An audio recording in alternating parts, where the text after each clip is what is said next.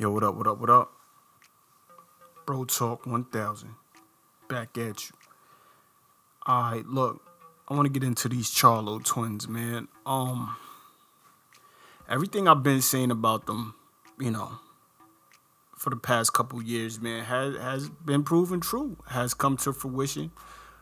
Let's get into it. But before we do, man, let me just say I'm a growing channel. Please subscribe and like, man. It's free to do so, man, if you can. Thank you. It's much appreciated. Now let's get into it. Yo. Last night was the fight. Both Charlo twins got exposed. Right? This is what happens when you play around and don't make the best fight the best, man. This is what happens.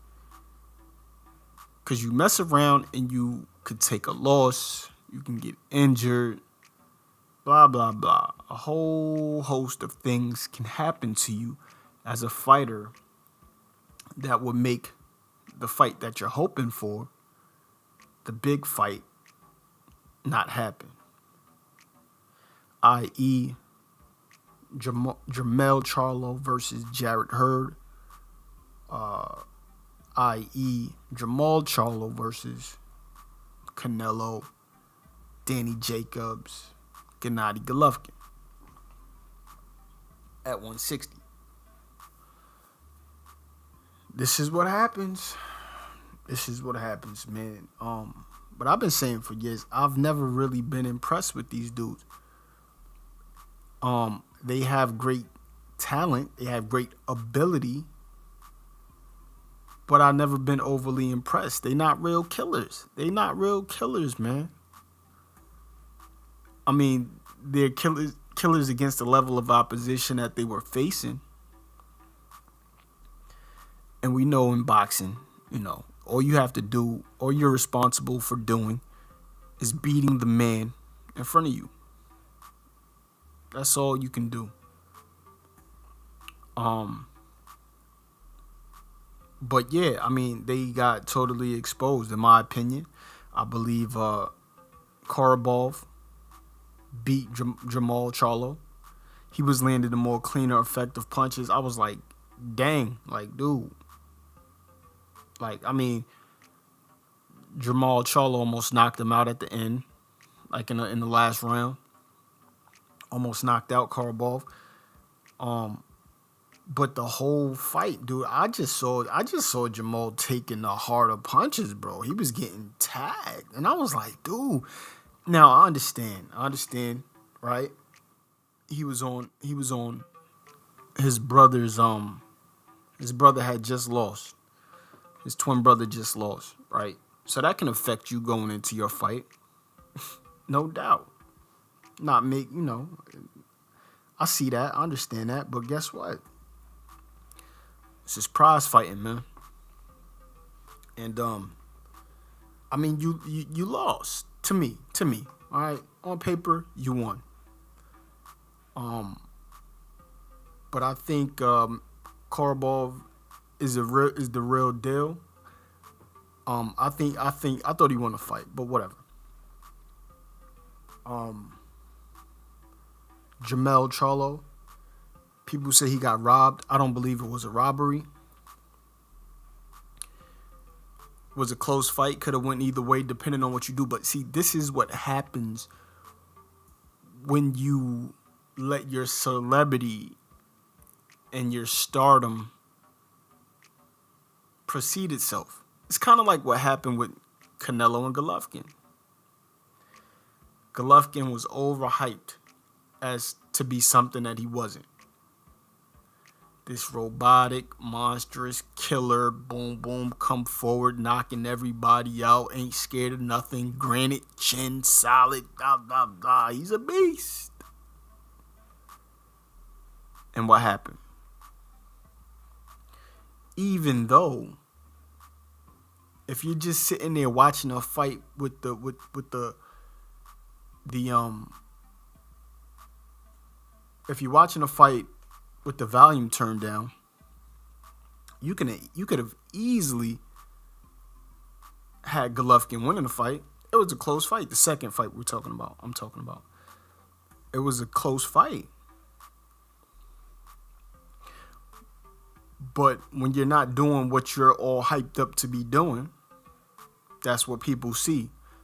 You know what I mean? That's what the judges are seeing. They're like, all right, well, where's this come forward Frankenstein monster killer destroyer? He wasn't there. He wanted to outbox Canelo. Now you want to show your boxing skills.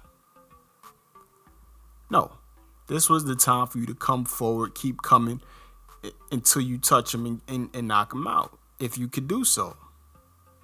But as we see with Golovkin, when it comes to real competition, a person that has an actual chance to beat him. Hold on a second.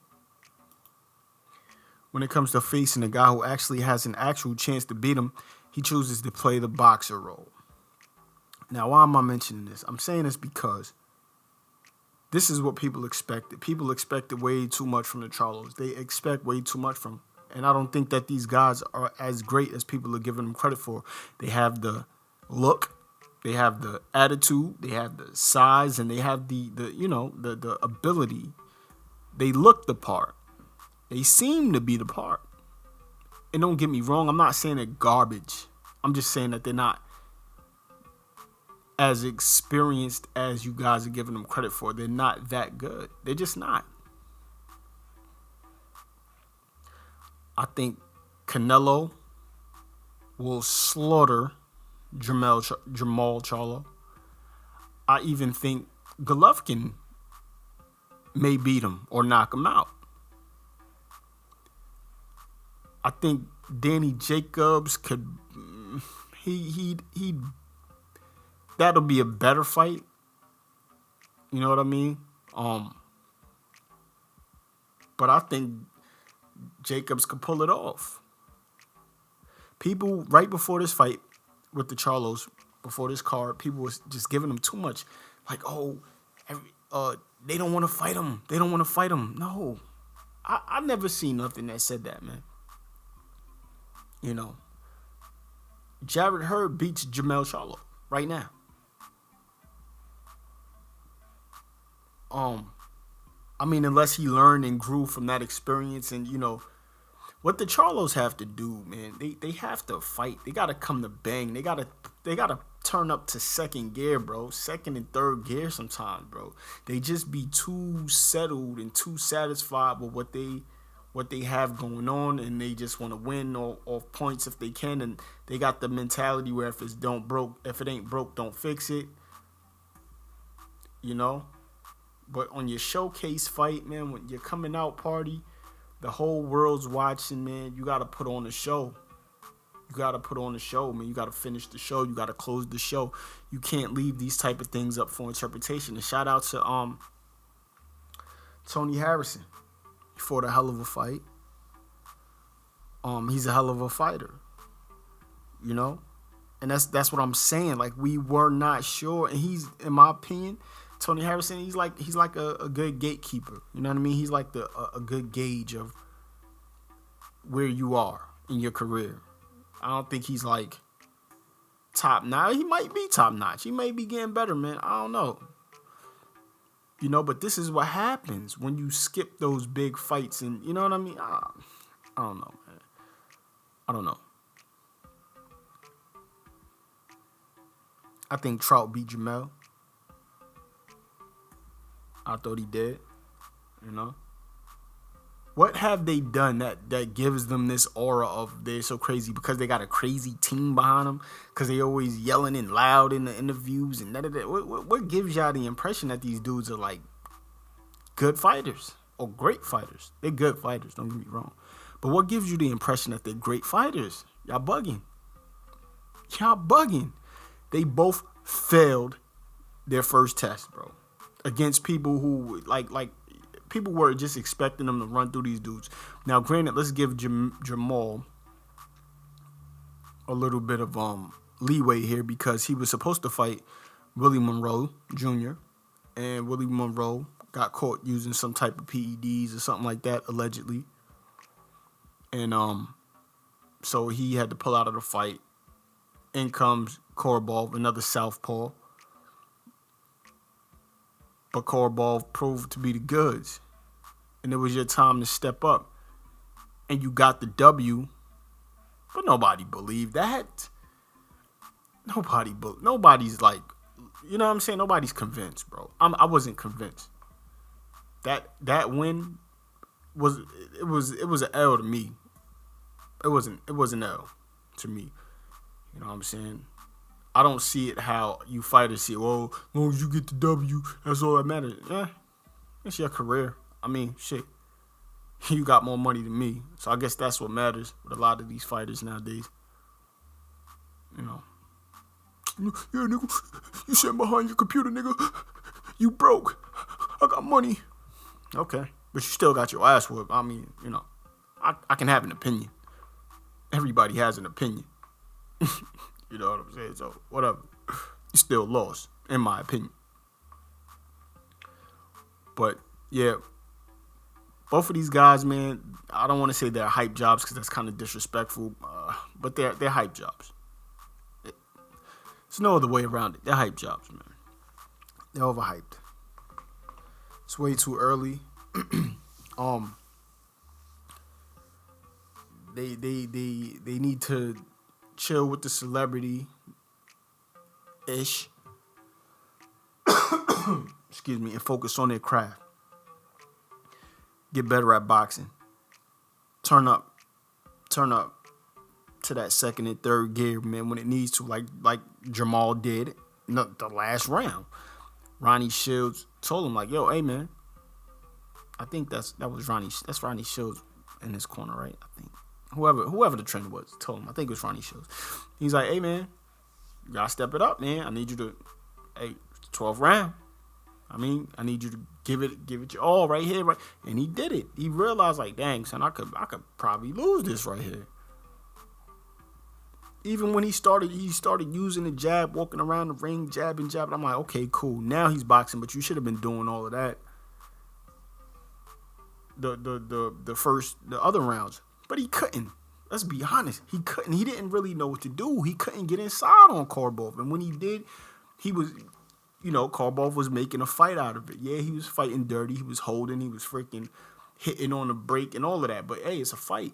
You let the ref worry about that. If he being dirty, you got to be dirty. If he being mean and rugged and tugging, you got to do the same thing. If he being rough and rugged, you got to do the same thing. It's boxing. It's a fight. I don't know, man. I don't know. You got Jamel crying at the press conference. Now, I ain't going to fault son for that, man. That you passionate, bro. And I believe Jamel was robbed. You know what I mean? Because Harrison didn't do enough. Like, when you the champ, you got to beat the champ. You got to take the title from the champ. I don't think he did enough. You know what I'm saying? To, he didn't beat up Jamel. But this is what I'm saying about the perception. He did a lot better than people thought he would do. So that way they like, oh, well, guess this guy's not who he say he is. I had given him this round, that round. And next thing you know, you down, you lost. Just because the guy that wasn't supposed to be there hung in there with you. See what I'm saying? That's why you don't play around like that, man. Hey. It is what it is, man. But, the dude crying at the press conference, man, I don't even play video games because I don't like to lose, man.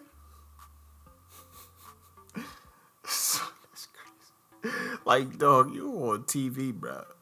Chill. You should have did all your crying, got it out in the locker room. I would cry, too. I ain't gonna lie. I ain't gonna hold you up. So I would have cried like, yo, son, in the locker room. Because you got robbed. You got robbed, son. Like, and there was nothing. There's nothing you could do about it. That's like somebody holding one of your family members hostage, bro, and doing something crazy to them right in front of you, and you can't do nothing about it. You just that mad. And it's gonna come out in that type of emotion. He's a human being, bro. You know what I'm saying? I'm not holding that against him, man, but I'm just saying, dog, like, you got to question whether these dudes have the heart for it. I don't know, bro. But to wrap it all up, man, like I said, Jamal loses to the top three at 160.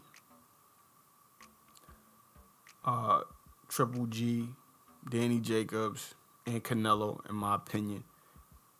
And Jamel loses to Jarrett Hurd at 154. It's my opinion, man. It's my opinion. So I'm gonna wrap it up, man. Yo, thanks for stopping by. This is Bro Talk 1000. I'm out.